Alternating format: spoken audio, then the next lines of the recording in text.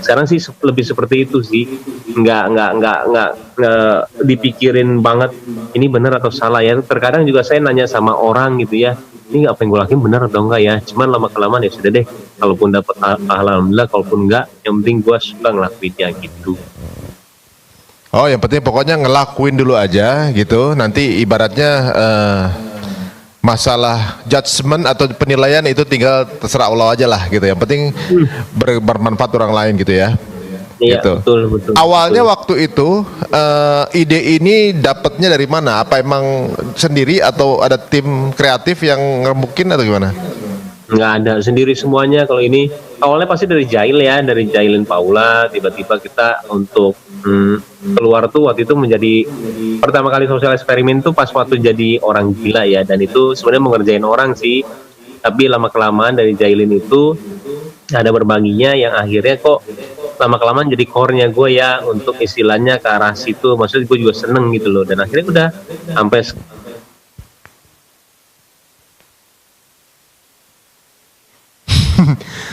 Handphone lu audionya dilimitin ya? Setiap berapa menit isi audio dulu deh. Dia lihat tuh. Waduh. Sekarang videonya yang dilimitin. Waduh. Ya mungkin ada telepon masuk. Nah. Aman udah? Unmute, mute.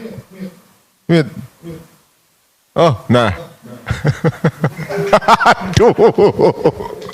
Ini YouTuber loh nih. Masa dia nggak tahu pencetannya yang mana? Aman? Oke, belum. Waduh. Ini kayak teman saya Ustadz, dia bilang, oke handphonenya tolong ditidurin. Handphone ditaruh, dia tidurin. Kesel-kesel lama-lama dia left nih. Bener. Dia bingung nih masih. Oke, udah. Aman? Aman. Oh, Jangan ini bagian dari ngeprank kita nih. Ini ngeprank jangan-jangan. Kita ngomong sendiri ya. Gimana tadi saya mana ya tadi ya?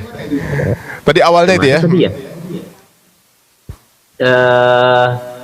Pokoknya awalnya itu pokoknya dari yang jadi prank orang gila itu yang sebenarnya saya jahil, yang ada berbagian juga. Lama kelamaan itu jadi core-nya gue, yang sampai sekarang itu kayaknya gue ngelakuinnya suka, ya sudahlah gue terusin aja, karena memang intinya ya kalau kita ngerasa itu suatu hal yang benar dan juga bisa membantu, ya sudahlah, pahala urusan yang di atas saja.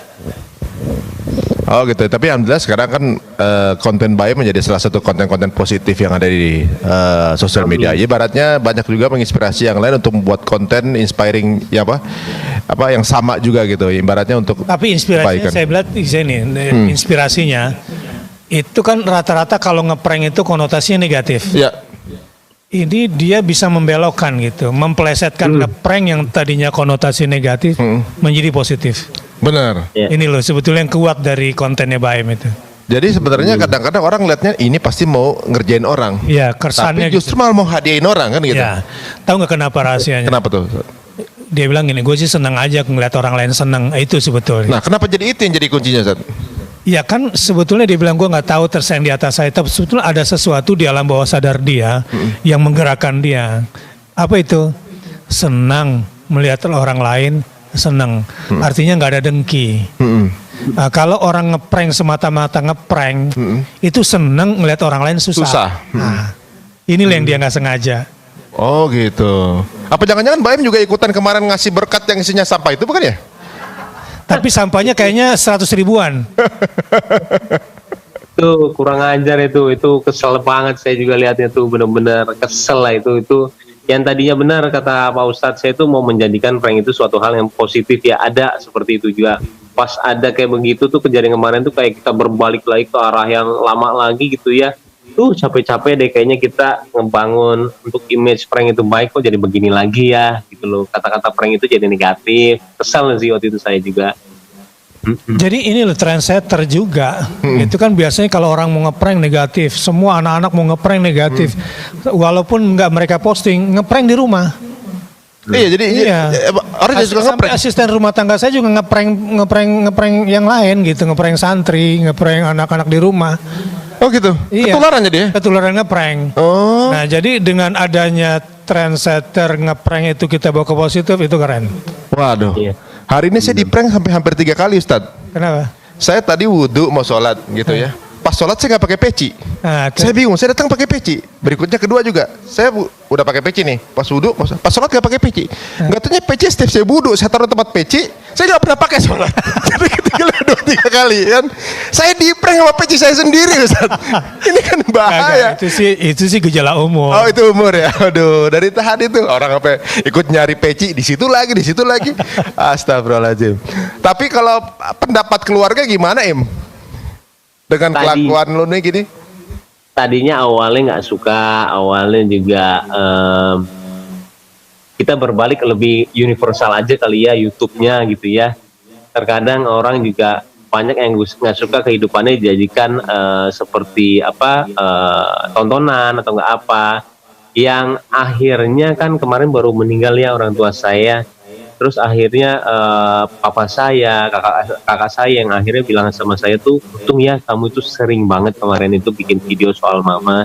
Jadi sekarang kenangannya itu semuanya ada di YouTube. Jadi orang-orang sekarang tuh terkadang untuk buat YouTube itu agak-agak salah. Mereka memikirkan viewer dan dapat uang berapa dulu, baru kalau saya sih kebalikan ya. Saya memang buat pertama tuh gue mau jadi compile kenangan gue supaya nanti kesananya memang ya itu adalah kenangan gue nantinya. Setelah itu istilahnya karakter kita masuk sama orang, habis itu viewer banyak, uang akan datang sendiri.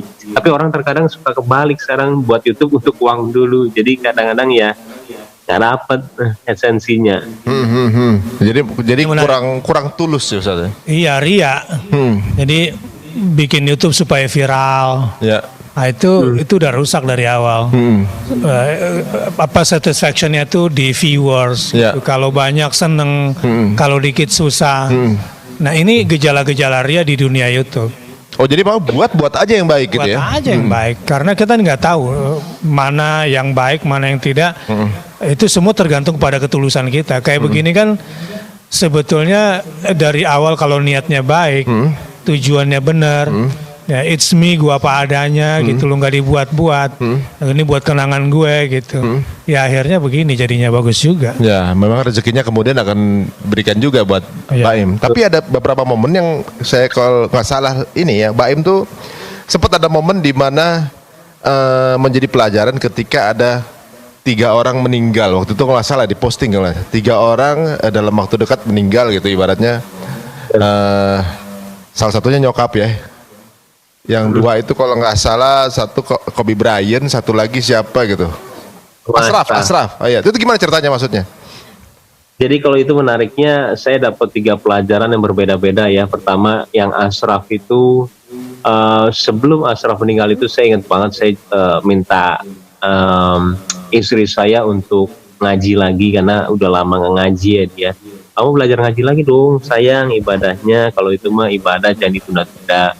Nah dia bilang nanti ya, karena walaupun baik-baik ya dan kita juga tahu kesibukannya seperti apa untuk ngurus Kiano, dia bilang nanti.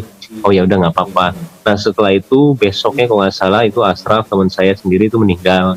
Yang di situ saya sangat dapat pelajaran kalau emang kita ketika kita bilang nanti itu kita nggak tahu ya, kita ada waktu lagi kapan, apakah kita bisa. Nantinya itu bisa setahun, bisa sebulan, bisa 10 tahun, bisa 5 tahun. Nanti deh sholatnya kalau emang kita udah ini. Cuman terkadang saya udah diingatkan lagi kalau misalkan ibadah, kalau bisa sekarang juga sih. Karena nantinya kita itu takutnya nggak ada umur. Nah kalau Kobe Bryant itu, saya pas dia meninggal dapat pelajarannya ketika itu mengenai keluarga. Sesibuk apapun dia, saya baca artikelnya dia main basket, latihan berapa jam, tiba-tiba dia pulang, habis itu dia sama keluarga 2 jam 3 jam, habis itu dia nggak tidur, dia harus pertandingan lagi atau nggak latihan lagi, yang sebenarnya dia meminimalisirkan keistirahatan dia, dan dia cuma bilang kalau misalkan gua bisa berkorban untuk kerjaan gua tidak mau berkorban untuk keluarga gua, semuanya harus seimbang. karena itu resiko gua. Jadi pekerjaan sama keluarga itu harus seimbang. Nah di situ saya belajar, oh iya ya, gue selama ini kerja terus gitu loh. Nggak boleh ya gue mengkesampingkan keluarga, nggak boleh ada lesan ketika gue nggak sama keluarga. Gue harus ada waktu sama dia, apapun caranya, karena resiko, karena memang sudah tanggung jawab gue ketika ngambil kerjaan banyak, ya udah waktu gue sama keluarga bukan yang nggak ada, tapi harus adain gitu loh, walaupun istirahat gue sedikit. Nah yang terakhir itu mama saya itu kalau saya bilang sih meninggal yang saya mau ya, bener-bener saya itu mau nangis banget waktu mama meninggal, cuman nggak nangis, saya bingung sama sekali nggak nangis. Dan itu hari Jumat juga meninggalnya. Papa sangat yakin banget kalau meninggal mama itu hari Jumat, karena dia tahu mama itu seperti apa. Nah ketika saya disuruh azan di bawah tuh di liang kubur, saya nggak tahu tuh kalau emang di bawah itu ternyata nggak boleh nangis. Saya kaget, lain jangan nangis ya, nggak boleh. Kenapa? Dia bilang, iya nggak boleh Pak Mali, itu maksudnya kamu harus ikhlas ini. Sedangkan kita harus azan di sebelah kupingnya dia. Ya Allah, saya tuh masih kadang-kadang suka kebayang gitu ya. Wah ini sih nangis, saya bilang. Mana caranya nggak nangis ya? Akhirnya udah, saya azan, nggak ada perasaan mau nangis sedikit pun sama sekali. Dan itu setelah baru dikuburin, semua selesai, azan selesai, baru saya nangis. Di situ saya cuman bilang, yang buat kita seperti ini tuh sebenarnya mama saya. Dia meyakinkan saya kalau dia ada di tempat yang lebih baik. Bukannya istilahnya saya jadi kayak menangisi dia, enggak, dia ngasih tahu kita semua. Sampai papa saya juga bilang sama seperti saya, papa betul mau nangis banget loh, cuman papa nggak bisa nangis, papa nggak tahu kenapa. Sama persis yang saya rasain. Nah di situ saya mau ketika endingnya, ketika saya meninggal, saya mau seperti dia, gimana caranya itu. Masya Allah. Tapi kenangan-kenangan terindah sama mama itu apa aja sih yang nggak bisa dilupain? Sebenarnya dunianya dia sama sekali nggak mikirin itu sih. Dia selalu, saya ngasih uang sama dia, saya juga baru tahu kalau terakhirnya ketika mama udah meninggal, papa bilang sama saya, kamu tahu nggak uang yang kamu kasih itu semuanya nggak ada buat mama, dan semuanya buat saudara, buat orang-orang di Purwakarta. Mama kan di Purwakarta ya, ada dari buat tukang beca, buat ini. Pansan mama itu nggak pernah pakai tas yang branded, barang juga nggak ada, baju nggak ada, maksudnya biasa aja semuanya. Jadi di situ saya juga kalau keinget tuh suka, ya Allah, saya bilang. Di situ saya belajar sih gimana caranya, mungkin semua itu memang sedekah itu salah satu yang buat saya itu sangat percaya bisa menenangkan saya di kehidupan setelah ini sih, saya bilang. Makanya saya sekarang ya, uang bukan segalanya buat saya. Jadi benar-benar saya sih mau ya kaya, cuman saya tidak mau dibudakin sama uang sih. Benar-benar saya cukup kok sekarang. Kalau memang udah lebih gitu ya, saya selalu ingat kalau emang sebagian rezeki saya itu bukan milik saya, itu cuman perantara aja. Saya akan kasih ke orang lain. Mungkin rezekinya dia tapi melalui saya. Jadi enteng aja ngeluarinnya mau berapa. Ya benar juga ya. Karena sebanyak-banyaknya kita punya uang, di mall kalau kita beli semua bajunya yang dipakai juga cuma satu. Sebanyak-banyaknya kita bisa beli mobil, yang kita pakai juga satu, nggak semua langsung peritetan kita duduk di dalamnya ya Ustaz ya. Waduh. Ini menarik. Jadi sosial eksperimen yang berangkat dari kesadaran-kesadaran yang seperti ini. Walaupun Mbak Im kan tidak ya mengeksposnya lah bahwa gue ngelakuin ini karena sedekah, kan enggak. Dia bahasanya sosial eksperimen gitu ya. Inilah yang kemudian bisa menggerakkan ketulusan itu menjadi sebuah produktivitas yang sangat terasa di publik itu. Ini yang dibilang tadi hilang. Nah cuma buat Mbak Im nih ya, dengan semua kebaikan-kebaikan, saya juga perlu kasih masukan. Sebab ini penting. Kan baru jadi ayah. Ya kita udah pengalaman jadi ayah. Oh ya udah. Anaknya udah mau jadi ayah juga. Iya udah mau jadi ayah gitu. Jadi ada ayah biologis, ada ayah ideologis. Ayah biologis itu membesarkan badannya, nanti besarnya jadi monster. Nah ibunya Mbak Im tadi itu tanpa dirasa menjadi Mbak Im seperti ini sebetulnya sudah menjadi ibu ideologis. Tapi memang nggak mengekspos, ini pengaruh. Jadi dia bersedekah pakai uang anaknya, sebetulnya itu karena cintanya pada anaknya dan pasti ada doa di situ. Itu kontribusi besar ibu terhadap perilaku Baim dan popularitas Baim.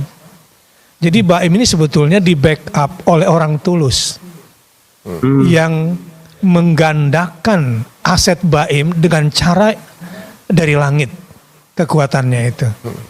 Dan akhirnya Baim merasakan nggak telat sih setelah meninggal dunia. Iya. Tapi mudah-mudahan Keanu gitu jangan sampai ngelihatnya belakangan gitu. Oh, iya. Dari sekarang Baim harus jadi ayah ideologis. Tapi karena dia ada di Instagram saya udah posting itu. Tinggal pulang ini lihat aja. Saya bicara 8 menit di situ tentang ayah biologis dan ayah ideologis. Supaya waktunya nggak panjang. Waduh, Masya Allah. Saya juga dikirimin ya, Ustaz. Follow aja ke Instagram. Ya udah follow. Wah, Ustaz juga cari follower juga. Baim juga follow saya kok. Oh, Baim ya, Baim. Ya, tapi tujuannya bukan viral-viralan. Itu udah masa lalu lah. Subscribe, share, and like itu masa lalu. Tapi kan emang Ustaz udah viral. Iya masa lalu. Oh, iya. Sekarang kita perbaiki, jangan sampai bekas-bekas buruk kita di jejak digital itu menjadi persoalan di akhirat kelak. Oh iya, benar sekali ya. Makanya kalau Baim melihat konten saya itu setelah 1 juta saya hapus semuanya. Ini kan baru berapa postingan itu. Itu edisi bertaubat sebetulnya. Oh gitu. Walaupun isinya ceramah, walaupun isinya kebaikan, saya hapus semua. Kenapa dihapus, Ustaz? Ya itu saya ingin memulai dari awal lagi. Bahwa semua yang saya posting itu saya udah taubat kepada Allah kalau mengandung ria.